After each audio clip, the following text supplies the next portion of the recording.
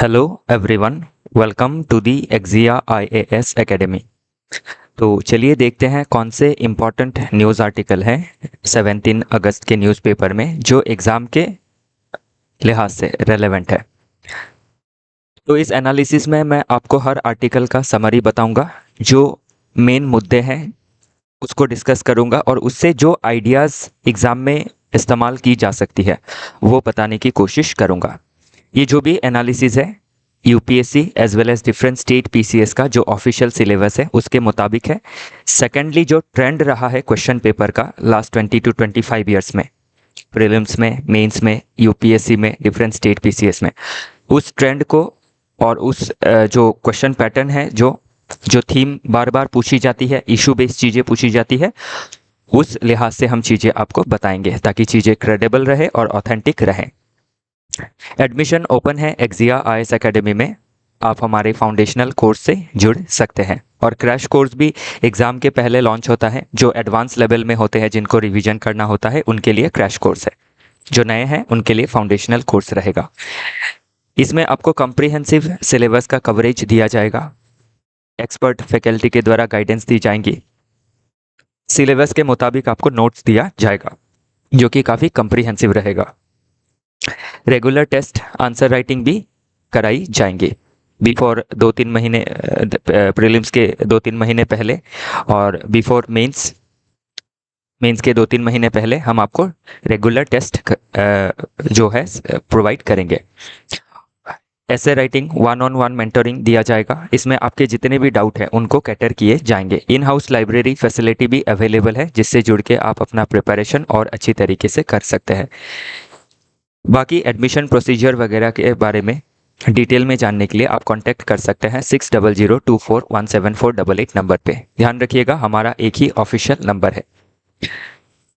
तो देखते हैं आज का पहला आर्टिकल। तो आज का पहला आर्टिकल बात कर रहा है अबाउट इंडियाज वाइल्ड लाइफ, और जो इंडिया का वाइल्ड लाइफ है उन वाइल्ड लाइफ को प्रोटेक्ट करने के लिए, प्रिजर्व करने के लिए आपकी under wild life protection act of 1972 क्या किया जाता है।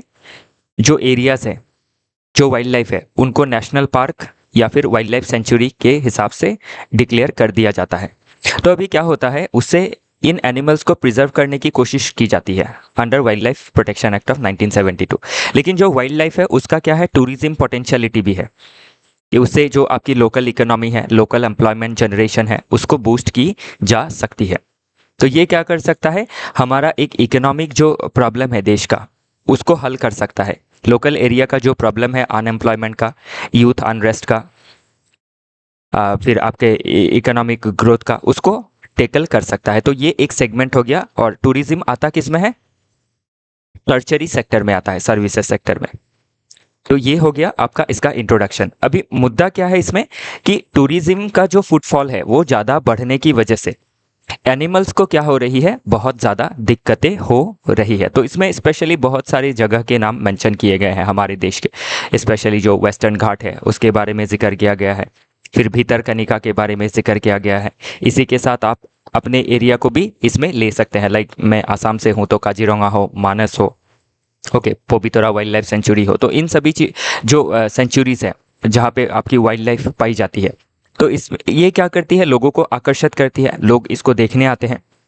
तो जो लोग देखने आते हैं उनका जब फुटफॉल ज़्यादा बढ़ता है और वो जब इन एनिमल्स को क्या कर सकते हैं, डायरेक्टली और इनडायरेक्टली डिस्टर्ब कर सकते हैं, इससे क्या होता है, वाइल्ड लाइफ के ऊपर निगेटिव एक इम्पैक्ट आप देख सकते हैं। तो वाइल्ड लाइफ के अंदर आपका पोल्यूशन फैलाना, या फिर वाइल्ड लाइफ के अंदर शोर मचाना, या फिर जैसे आपके इसमें एक बात की जिक्र की गई है कि जो स्नेक होता है वो आपका इसका प्रे ढूंढते रहता है और एक कंसंट्रेशन में ये रहता है। तो इसको जब शाम के समय कोई देखने जाता है तो इसके ऊपर आपके 10 बार कोई 10 जन फोटो खींचेगा, उसका फ्लैश इस पे गिरेगा। तो इसका जो एक क्या है, इसका लाइवलीहुड है स्नेक का, उसके ऊपर नेगेटिव इम्पैक्ट पड़ता है। तो ये इसमें सिर्फ एक स्नेक का एग्जाम्पल दिया है। तो इस तरीके से आप देख सकते हैं कि डिफरेंट तरीके से वाइल्ड लाइफ को डिस्टर्ब की जा सकती है। तो इसीलिए ज़रूरी क्या है कि आज के समय पे नीड ऑफ द आवर क्या है जो हमें एग्जाम में लिखना होगा कि टूरिज्म को हम प्रमोट करें, लेकिन कैसे, इन अ सस्टेनेबल मैनर। कि इकोनॉमी भी सस्टेन करे और वाइल्ड लाइफ को भी डिस्टर्ब ना हो। तो इसके लिए अभी ज़रूरी क्या है, आपकी सेंट्रल लेवल, स्टेट लेवल पे आपके जो डायरेक्शंस है, जो एसओपीज है, स्टैंडर्ड ऑपरेटिंग प्रोसीजर इन वाइल्ड लाइफ सेंचुरीज, वो बनाने ज़रूरी है। और इनके प्रिजर्वेशन के लिए टूरिस्ट का जो फुटफॉल है उसको आपका मॉडरेट करने के लिए जो लोकल कम्युनिटी है उनका सपोर्ट भी काफ़ी ज़रूरी है। तो हर आंसर में आपको क्या करना है, आपको टॉप से लेके बॉटम तक चीज़ें इंक्लूड करनी है। और इसमें community support in preservation of wild life वो काफ़ी ज़रूरी रहेगा। तो ये क्या कर सकता है, जो आपका टूरिज्म है, डिफरेंट तरीके से आपको क्वेश्चन इसमें पूछा जा सकता है कि टूरिज्म कैसे इकोनॉमिक बूस्ट ला सकती है। क्योंकि टूरिज्म से क्या होता है, हम मल्टीप्लायर इफेक्ट देखते हैं। तो किसी जगह में अगर टूरिज्म का बढ़ावा हुआ तो वहाँ पे होटल होना, दुकानें खुलना, ट्रांसपोर्टेशन का डेवलपमेंट होना, ट्रैवल एजेंसीज का डेवलपमेंट होना, लोकल कम्युनिटी का जैसे होम स्टे तरह की चीज़ें डेवलप होना, लोकल जो फूड है, क्यूजीन्स है, उसका डेवलपमेंट होना।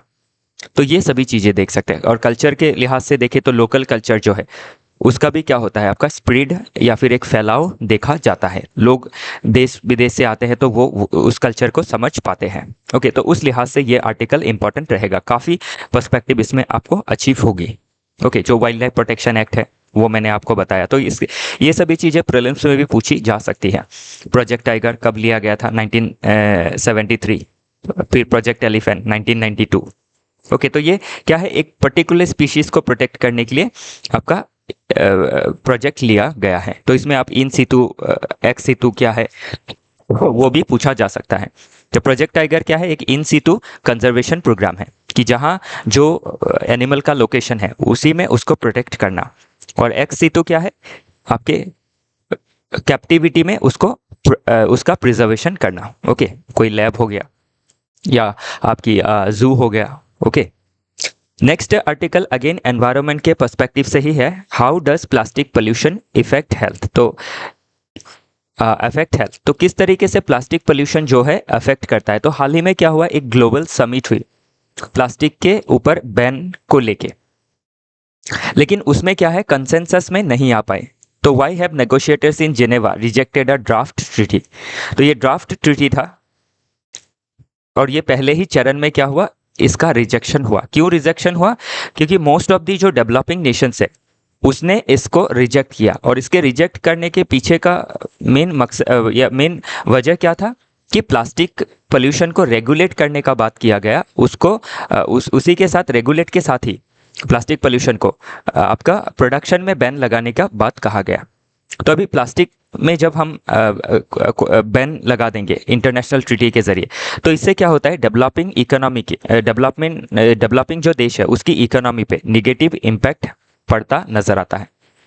तो इसलिए बहुत सारी देश मिडिल ईस्ट से हो, इंक्लूडिंग इंडिया, तो इसके प्रोडक्शन पे एक ग्रेजुअल बैन के बारे में उन्होंने अपनी जो मत है वो व्यक्त की है। तो इससे देखा गया कि एक कंसेंसस नहीं बन पाया, जबकि प्लास्टिक क्या है, हाईली पोल्यूटिंग सब्सटेंस है, जो कि सिर्फ ह्यूमन हेल्थ को ही नहीं, एनवायरमेंटल हेल्थ को, एनवायरमेंट की जो बायोडाइवर्सिटी है, फिर जो एनवायरमेंट के डिफरेंट एलिमेंट है उनको पोल्यूट करता है। और प्लास्टिक से लगभग 4000 केमिकल कंसर्न्स हम देख सकते हैं, जिसके आपके different sort of concern health में हमें दिखाई पड़ सकते हैं। और इसके अंदर भी जो माइक्रो प्लास्टिक है वो इससे भी काफ़ी खतरनाक है। जो आपके क्या होता है, आपके माइक्रो प्लास्टिक होता क्या है, जो एकदम टाइनी पार्टिकल्स होता है, स्मॉलर देन 5 मिलीमीटर। तो इसके ऊपर प्रीलिम्स में क्वेश्चन बन सकता है कि माइक्रो प्लास्टिक कितना साइज में होने से उसको माइक्रो प्लास्टिक कहा जाता है, स्मॉलर देन 5 मिलीमीटर्स। तो अभी इसके लिए कंसर्न क्या है कि ग्लोबल लेवल पे प्लास्टिक जो आपका प्लास्टिक प्रोडक्शन है उसको ग्रेजुअली फेज आउट करना ज़रूरी है। प्रोडक्शन में कर्व पूरी तरीके से 100% कर्व लगाने से क्या है, जो देश है वो आपकी ट्रांजिशन में नहीं आ सकती है इमीडिएट। तो इसीलिए आपका ग्रेजुअल ट्रांजिशन के लिए इसको ग्रेजुअली क्या करना होगा, प्लास्टिक को बैन करना होगा, क्योंकि प्लास्टिक का आप इस्तेमाल देख सकते हैं मोस्ट ऑफ द थिंग्स में है। और इसमें अगर आप इंडिया का पर्सपेक्टिव देखें तो इंडिया ने इस बैन को बैन एट वंस को रिजेक्ट किया है, ग्रेजुअल बैन को सपोर्ट किया है। तो ग्रेजुअल बैन किया जा सकता है। अदरवाइज इंस्टेंट बैन कर दिया गया तो उससे क्या है, हमारे इंडस्ट्री में, एम्प्लॉयमेंट में, इन्वेस्टमेंट में काफ़ी निगेटिव असर पड़ेगा। इसी के साथ हमारे देश में जो सिंगल यूज प्लास्टिक है उसको लगभग 20 स्टेट ने ऑलरेडी उसका बैन, उस पर बैन लगा के रखा है, लेकिन उसका जो इम्प्लीमेंटेशन है वो अभी भी लैक्स है, जिसके वजह से आप देख सकते हैं कि हर जगह जो प्लास्टिक का कूड़ा है वो हम देख सकते हैं, और उसका जो आपका फैलाव है रिवर में हो, पॉन्ड में हो, जो अल्टीमेटली क्या करती है, पूरा वाटर इकोसिस्टम को खराब करती है, सॉइल में सॉइल इकोसिस्टम को खराब करती है। तो अभी इसके मैनेजमेंट के लिए हम देश के अंदर क्या कर सकते हैं, जो solid and liquid waste management है, solid and liquid waste management rules जो है 2016 का under environment protection act of 1986, उसके जरिए हमें वेस्ट मैनेजमेंट को बेटर करना होगा, ताकि जो प्लास्टिक्स है उसको हम फिर से रिसाइकल करके उसी को इस्तेमाल करें, उसको एनवायरनमेंट में डिस्कार्ड ना करें। तो ये एक क्या है आपका शॉर्ट टर्म में हम सोल्यूशन ले सकते हैं। मीडियम टर्म में हम क्या कर सकते हैं, इसका ऑल्टरनेटिव ढूंढ सकते हैं, ताकि लॉन्ग टर्म में हम क्या कर सके, प्लास्टिक को कंप्लीटली फेज आउट कर सके। तो पहले फेज डाउन करना होगा, then it needs to be phased out.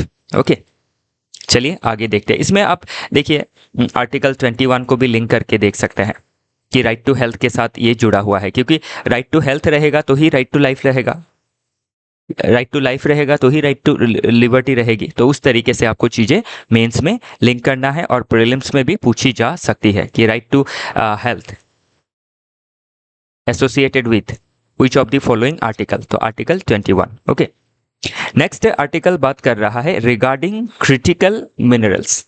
It is elementary, elementary मतलब ये बहुत प्राइमरी है। आज के समय पे जो क्रिटिकल मिनरल्स है वो काफ़ी ज़रूरी है। क्यों? क्योंकि क्रिटिकल मिनरल्स का role in modern economy is very necessary, it is mandatory to grow a economy in a faster pace. क्योंकि अभी देश की इकोनॉमी को आगे बढ़ाने के लिए, भारत को आत्मनिर्भर बनने के लिए ज़रूरी क्या है, क्रिटिकल मिनरल। क्यों? अभी क्रिटिकल मिनरल से आप क्या है, डिफेंस सेगमेंट में देखें, स्पेस सेगमेंट में देखें, इलेक्ट्रॉनिक्स में देखें, फिर आप रिन्यूएबल एनर्जी के सेगमेंट में देखें, लाइक विंड टर्बाइन बनाना, फिर आपके जो आपके सोलर पैनल होती है उनको बनाना। तो काफ़ी जगह में क्या होता है, आपके क्रिटिकल मिनरल्स का इस्तेमाल होता है। तो अभी अगर आप इसमें थोड़ा बहुत डेटा देखें कि ग्लोबल रेयर अर्थ रिजर्व किसके देश में कितना है, तो 49% तक अभी तक पाया गया है चाइना में, 23% इन ब्राज़ील और 8% इन इंडिया। तो इंडिया इज इन थर्ड, तो ये काफ़ी अच्छी बात है। तो जियोलॉजिकल जो सर्वे ऑफ इंडिया है वो अभी भी क्या कर रही है, और एक्सप्लोरेशन कर रही है। और अच्छी बात यह है कि नॉर्थ ईस्टर्न स्टेट के अरुणाचल प्रदेश में, आसाम में और मेघालय में रेयर अर्थ जो एलिमेंट्स है, जो डिफरेंट क्रिटिकल एलिमेंट है, वो आपकी पाई गई है। तो इससे क्या है, जो हमारी रीजनल इकोनॉमी है नॉर्थ ईस्ट का, उसको बूस्ट मिल सकता है। एक्सप्लोरेशन में, प्रोडक्शन में, एक्सपोर्ट चेन में हमें आपकी डेवलपमेंट हो सकती है। दूसरा अगर देखें ग्लोबल रेयर अर्थ माइनिंग, तो सबसे ज़्यादा माइनिंग कौन करता है, लगभग 70% माइनिंग कौन करता है, चाइना, 12% करता है यूएसए, 8% म्यांमार। तो ये तो रिजर्व है, ये इस्तेमाल हो रहा है कि अगर माइनिंग हो रही है तो उसका इस्तेमाल होगा। तो चाइना आपके माइनिंग में 70% है और इसके प्रोडक्शन में 80% है। मतलब ग्लोबल जो सप्लाई चेन है उसमें डोमिनेंस है चाइना का।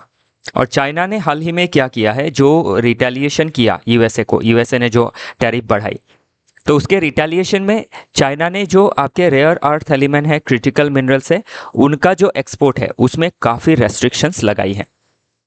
तो अभी एक तरीके से क्या है, ये रेयर अर्थ एलिमेंट का, क्रिटिकल मिनरल का वेपनाइजेशन है। तो ये क्या करेगा, इंडिया की इकोनॉमी का जो जर्नी है, विकसित भारत बाय 2047 इन दिस अमृत काल विंडो और टू बिकम आत्मनिर्भर इन डिफरेंट सेगमेंट, उसको हैम्पर करेगा। तो इसका सोल्यूशन क्या है, सोल्यूशन है कि India geological survey of India की मदद से हमारे देश के जो भी रेयर अर्थ एलिमेंट के आपके रिजर्व्स है उसको खोजे। सेकेंडली जो रिफाइनिंग है उसको और हम बढ़ाएं। सेकेंडली, थर्डली इन दोनों ही चीज के लिए, जियोलॉजिकल सर्वे ऑफ इंडिया का खोज के लिए, एक्सप्लोरेशन के लिए और आपके इसके रिफाइनिंग के लिए गवर्नमेंट को बजटरी सपोर्ट देना, जिसके लिए गवर्नमेंट ने नेशनल क्रिटिकल मिनरल मिशन को लिया है। इसी के साथ जो इंटरनेशनल लेवल पे डिफरेंट नेशन के पास आपके रेयर अर्थ एलिमेंट है उनके साथ आपके ट्रीटीज साइन करना, तो उसके लिए एक आपका 2019 में काबिल बनाया गया, खनिज विदेश इंडिया लिमिटेड। तो उसके तहत क्या की जा रही है, आपकी माइनिंग, प्रोसेसिंग, ये सभी चीज़ें की जा रही है। तो इससे मैंने आपको 4 पॉइंट बताए जो आप मेंस में 150 से 250 शब्द के अंदर लिख सकते हैं। ध्यान रखिएगा, चीज़ें उतना ही पढ़ना है या फिर इस तरीके से पढ़ना है कि आप 150 से 250 वर्ड के अंदर चीज़ों को समेट पाएँ। ओके, बाकी नेशनल क्रिटिकल मिनरल मिशन पूछा जा सकता है प्रीलिम्स में। ओके, फिर काबिल पूछा जा सकता है प्रीलिम्स में, मेंस में। ओके, तो इन्फॉर्मेशन प्रीलिम्स में, कॉन्सेप्ट प्रीलिम्स में पूछे जा सकते हैं, उन्हीं इन्फॉर्मेशन और कॉन्सेप्ट का इस्तेमाल हम मेंस में कर सकते हैं। तो इसीलिए आपको इंटीग्रेटेड तरीके से पढ़ना है। नेक्स्ट है आपका जो टैरिफ रिलेटेड वार चल रही है बिटवीन इंडिया एंड यूएसए। तो इसमें आपके संदीप भारद्वाज जी ने काफ़ी अच्छा आर्टिकल लिखा है कि जो यूएसए है उसने 1989 में उनकी एक पॉलिसी थी 301। ओके, ये 30 सुपर 301। इसके तहत क्या किया गया था, 1989 में ही जापान, इंडिया और ब्राज़ील के ऊपर काफ़ी ज़्यादा टैरिफ को हाइक कर दिया गया था। और उस समय इंडिया ने क्या किया, यूएसए के सामने नहीं झुके और अपने जो सिद्धांत था उसमें अटल रहे, कोई कंसेशन नहीं दिया यूएसए को। और फाइनली यूएसए क्या हुई, आपके खुद से ही उन्होंने जो उनका रवैया था उसको सॉफ्ट किया था इन 1989। तो इससे अभी ये सीख मिलती है कि अभी जो टैरिफ लगाया है उससे डरना नहीं है, अपनी सोवरेनिटी को बनाए रखनी है, हमारे देश को स्ट्रैटेजिक ऑटोनॉमी को बनाए रखनी है, अपने देश की इकोनॉमी को बचाना काफ़ी ज़रूरी है, स्पेशली हमारे फार्मर्स जो है उनको प्रोटेक्ट करना, क्योंकि यूएसए आज के समय पे करेंटली आपके डेयरी में, पोल्ट्री में, जीएम क्रॉप्स में कंसेशंस मांग रही है, टैरिफ को लोअर करने की मांग कर रही है। और इसीलिए आपका 25% टैरिफ पहले बढ़ाया, सेकेंड 25% कि हम रशिया से रिलेशन ना रखें, मतलब स्पेशली ऑयल ना परचेस करें। तो इसमें यही बात कही गई है, एक एग्जाम्पल दिया गया है कि 1989 में जब हम काफ़ी वीक थे इकोनॉमिकली, तभी हमने सकम नहीं किया यूएस डोमिनेंस को, तो अभी क्यों हम करेंगे, तो अभी हमें नहीं करना है, अटल रहना है, हमारे जो नेशनल इंटरेस्ट है that needs to be protected. और इससे क्या है, हमें एक शक्ति मिलती है कि पास्ट में हमारे लीडर्स ने किया था, हमारे देश ने किया था, तो आज भी हम इसको कर सकते हैं। तो ये आप क्या है, ऐसे में कोई इकोनॉमी के क्वेश्चन में, आईआर के क्वेश्चन में मेंशन कर सकते हैं, ध्यान रखिएगा। नेक्स्ट चलते हैं, नॉट लाओस और Pakistan, India can take a page from China's playbook. ये भी यूएस टैरिफ के ऊपर है, काफ़ी अच्छा लगा मुझे। स्वामीनाथन जी का लिखा हुआ है, स्वामी इकोनॉमिक्स के हिसाब नाम ये लिखते हैं हेडिंग से। तो इसमें इन्होंने मेंशन किया है कि जब यूएसए ने टैरिफ लगाया लाओस के ऊपर, तो लाओस ने क्या किया, 0 टैरिफ कर दिया यूएसए के ऊपर भयभीत होके। तो इसमें अभी कहा है कि हमें लाओस नहीं बनना है और ना ही पाकिस्तान की तरह बनना है। Okay, opportunistic. हमें क्या करना है, चाइना जो जिस तरीके से रिएक्ट किया, या फिर आपने चाइना ने जिस तरीके से रिएक्शन दी यूएसए के टैरिफ में, कि यूएसए ने टैरिफ बढ़ाया 150%, नॉट 150, 145%, तो चाइना ने भी 125% बढ़ा दिया। और उसके बाद जाके यूएसए को क्या करना पड़ा, नेगोशिएशन करना पड़ा। तो अभी हमें क्या करना है, हमें भी टैरिफ बढ़ा देनी चाहिए। ओके, ताकि हम क्या कर सके, विद ड्यू रेस्पेक्ट, कि आपने टैरिफ बढ़ाया तो हमने भी टैरिफ बढ़ाया। और ये आपके रूल्स के अगेंस्ट नहीं है, डब्ल्यूटीओ का रूल्स कहता है कि कोई अगर टैरिफ बढ़ाता है तो आप भी टैरिफ बढ़ा सकते हैं टू प्रोटेक्ट योर इकोनॉमी। तो हम डब्ल्यूटीओ के हिसाब से यूएसए के ऊपर टैरिफ लगा सकते हैं, तो तभी यूएसए को समझ में आएगा। और ये जो आइडिया है ऑलरेडी चाइना ने यूज़ किया है और हमने भी 2019 में इसको इस्तेमाल किया था, जिससे यूएसए क्या हुआ था, सॉफ्ट हो गया था। तो इसीलिए क्या करना है, इस तरीके से हमें यूएसए को नेगोशिएशंस के टेबल पे लाना है। ओके, उनका डोमिनेंस को नहीं झेलना है। नेक्स्ट आर्टिकल बात कर रहा है कि यूएसए टैरिफ लगाने की वजह से इंडिया और चाइना के बीच में या फिर इंडिया और रशिया के बीच में जो एक लेवल ऑफ प्रॉक्सिमिटी है वो देखी गई है। और हाल ही में क्या है, आपके जो चाइना के फॉरेन मिनिस्टर है वांग यी, वो इंडिया विजिट करने वाले हैं। लास्ट मंथ हमारे एक्सटर्नल अफेयर्स मिनिस्टर ने चाइना को विजिट किया था।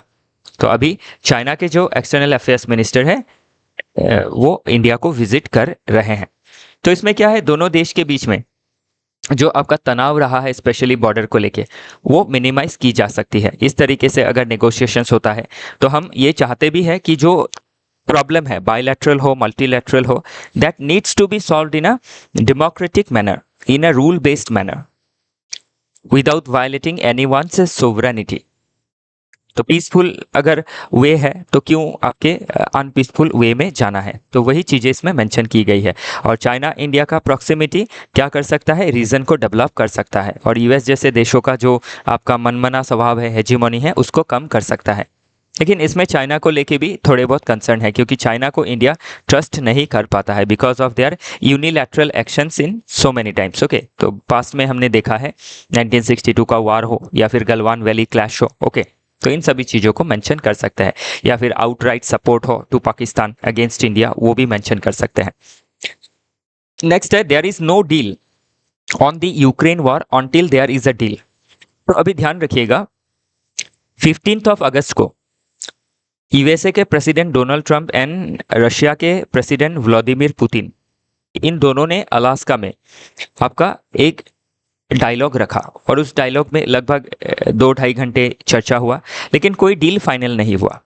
ओके, तो इसमें अभी रशिया ये डिमांड कर रही है, रशिया का की डिमांड ये है कि यूक्रेन का न्यूट्रलिटी रहना चाहिए। Neutrality means Ukraine should not join NATO, NATO की कोई फोर्स रशिया के बैकयार्ड में नहीं होनी चाहिए। डीमिलिटराइजेशन होना है जो आपके एरियाज हैं। देन रिकॉग्निशन देना है, जो टेरिटोरी रशिया ने कैप्चर किया है फ्रॉम यूक्रेन, उसको रिकॉग्नाइज करना पड़ेगा कि now onwards that belongs to Russia. तो तभी रशिया ने कहा है कि वो डील को फाइनल करेंगे। तो भी ध्यान रखिएगा, रशिया यूक्रेन का जो प्रॉब्लम है वो सॉल्व नहीं होने का एक रीज़न ये भी है कि जब भी डिस्कशन होता है, या तो जेलेंस्की और डोनाल्ड ट्रंप के बीच होता है, रशिया नहीं रहता है। रशिया और यूएसए के बीच में होता है तो जेलेंस्की नहीं रहते हैं, मतलब यूक्रेन नहीं रहता है। तो वैसे हम पीस डील नहीं कर सकते। जब इसमें दो पार्टी है और एक मेडिएटिंग पार्टी है, तो मेडिएटिंग पार्टी और सिंगल पार्टी के साथ डिस्कशन आपका सोल्यूशन नहीं है। तो इसके लिए क्या है, आपके एक ट्रीपार्टाइट नेगोशिएशन जरूरी है, conflicting parties and then mediating party, तभी इसका सोल्यूशन आ सकता है। तो अभी यूक्रेन भी क्या कर सकता है, इसमें सभी चीज़ों में नहीं मान सकता है। न्यूट्रलिटी में भी वो रखेंगे, डीमिलिटराइजेशन करेंगे, लेकिन रिकॉग्निशन शायद तक वो नहीं करेंगे यूक्रेनियन टेरिटोरी को लेके, क्योंकि ये उनकी सोवरेनिटी का सवाल है, उनकी टेरिटोरियल इंटीग्रिटी का सवाल है। ओके, तो इधर कुआं इधर खाई जैसा सिचुएशन इसमें बना हुआ है कि इसका सोल्यूशन नहीं मिल रहा है। ओके, चलिए आगे देखते हैं। बाकी और ध्यान रखिएगा, अगर नेगोशिएशन हो जाता है तो अभी जो डोनाल्ड ट्रंप है उन्होंने जो टैरिफ लगाया है एक्स्ट्रा 25% आपके जो प्लिनरी टैरिफ है, जो पेनल्टी के हिसाब से लगाया है because we are purchasing oil from Russia, तो ये अगर प्रॉब्लम सॉल्व हो जाता है between Russia Ukraine under the mediation of Donald Trump, तो शायद तक क्या है वो जो टैरिफ है वो भी कम हो सकता है। ओके, नेक्स्ट आर्टिकल बात करता है what are the challenges confronting the EC. तो इलेक्शन कमीशन को लेके काफ़ी सारे मुद्दे अभी खड़े हुए हैं, और इसको खड़ा किया गया है बाई अपोजिशन पार्टीज। तो इसमें आप देख सकते हैं अपोजिशन पार्टी का क्या रोल है, वो कभी एग्जाम में पूछा जा सकता है। तो अपोजिशन पार्टी क्या करती है, एक विजिल रखती है रूलिंग पार्टी के ऊपर प्लस डिफरेंट इंस्टीट्यूशन के ऊपर, ताकि वो कॉन्स्टिट्यूशन के दायरे में रह के आपकी काम कर सके। एक सेफ्टी वेल्व की तरह काम करती है ताकि ऑथोरिटेरियनिज्म को रोका जा सके। तो वो हो गया अपोजिशन पार्टी का रोल। तो अभी ईसी के ऊपर क्या एलिगेशंस लगा है कि जो इलेक्शन कमीशन है, एक तो उसका अपॉइंटमेंट को लेके प्रॉब्लम है, कि आपके अपॉइंटमेंट में 2 गवर्नमेंट साइड के लोग रहते हैं और एक ऑपोजिशन पार्टी का जो लीडर है वो रहता है। तो अभी जो ज्ञानेश कुमार जी का आपका अपॉइंटमेंट हुआ उसमें ऑपोजिशन पार्टी के जो लीडर थे, leader of the house Rahul Gandhi ji opposition party के, उन्होंने उसको आपका उन्होंने जो आपकी मीटिंग थी उसको बीच में ही छोड़ दिया, जो अपॉइंटमेंट डिस्कशन होना था।